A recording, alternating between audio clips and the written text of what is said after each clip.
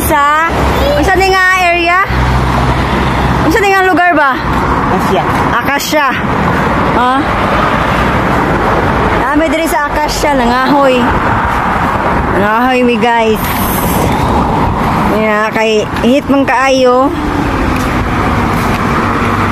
Pasilong mi gamay diri pasilong. Sa dihang pagpasilong namo naaman day nangahulog nga santol. Tanawa daghang kay santol. Ha? Oy pwede di man siya daot oh. Tanawa. Tanawa lagi. Hindi ni daot. Ha? Pwede pa gahi pa kay na oh. Tapos na ako ay nakita nga ganahan kay siya niya. Paborito niya. Ako yung nakita dari. Ay, basura oh. Kaya tambayan na sa mga tao din nakita.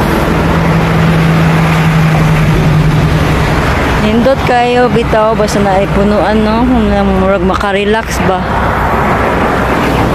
Sa init tuod pero ma-relax imong nahuna nya mabugnawan ka may imong panit basta na ay mga punuan. Dagha magpunuan diri. Diri mi nagapangahoy. Nya dala na po panguha og sili. Oo, dako ang sili oh. Dako ang sili.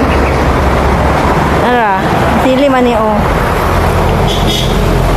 Kaso hilaw. Sa makakita ani nga tag-iya, manguha mig sili. Bisin na bitin diri, wala bisin na baki. Okay. Ha, tara, lagay sili. Pwede manguha akong sili. Ha, daghan pa bitaw ning bunga. Salamat kay sa tag-iya. Oo, daghan kay sili.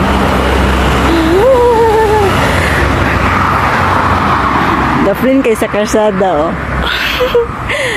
Pangahoy dala panguha. Pero nananghid mi sa kuan kan mga hoy mi.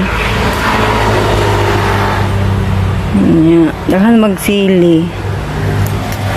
Ano man ni siya, basta ani gani, itubo ra ni sa lasang.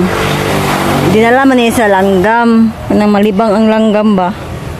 Daghan na sila kinaon nga mga liso. Pataka na sa libang. Pataka sila libang. So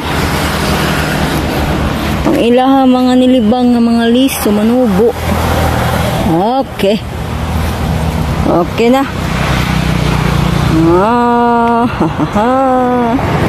Naman natin madala ang isa balay.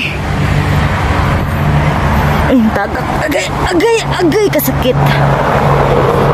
Okay guys, nakadala na ko og sili.